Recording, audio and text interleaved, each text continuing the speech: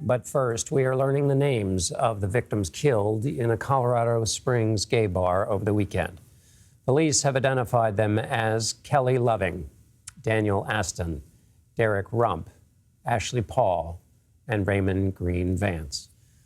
The suspected shooter faces murder and hate crime charges. Law enforcement officials say the suspect, Anderson Lee Aldrich, fired an AR-15 style semi-automatic weapon in Saturday night's attack. Several reports also indicate he was wearing body armor.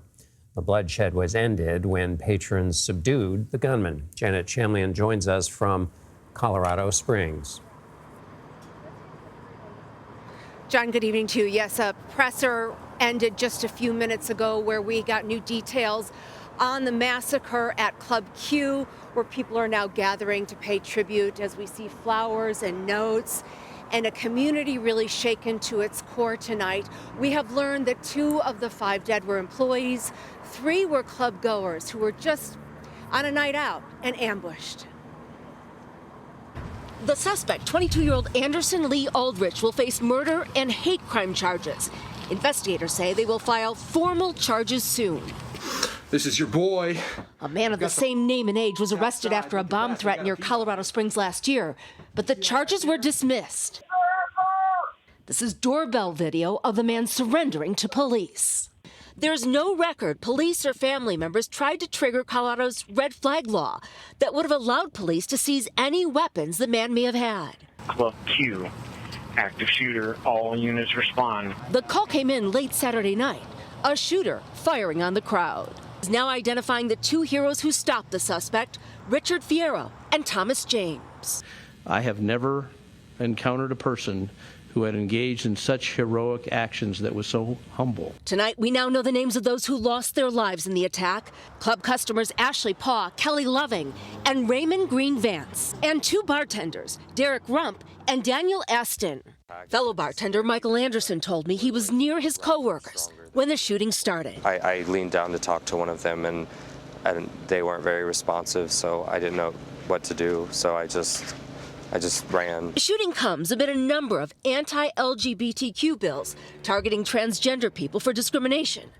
Today, U.S. Transportation Secretary Pete Buttigieg, the administration's highest-ranking openly gay man, told CBS News he believes political rhetoric is providing fuel for violence. You can't target a group to be feared and to be hated and then act surprised when a disturbed person, or who knows, goes out and follows that through with physical violence. Joseph Shelton says he found community in the club. And everyone accepts you as you are. Everyone loves you for who you are. And they give you that place to grow as who you are. For now, Club Q is closed indefinitely. When and if it reopens, Michael Anderson says for him, the memories will simply be too much. Could you walk back in there again? Will you? I don't know. I know I don't know what the future of the club holds, but I know I will not work there anymore.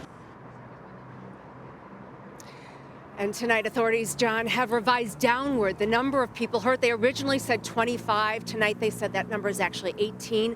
17 of them were shot, and a number of them still remain in the hospital here in Colorado Springs, John. And Janet, what happens next with the suspected shooter? So the suspected shooter is still in a hospital. He sustained injuries after being tackled by those 2 men that people are describing as heroes. They expect him to be released within the next day or 2. He will then be taken to jail, and he will have his first court hearing in jail by video conference when the charges, John, will be presented.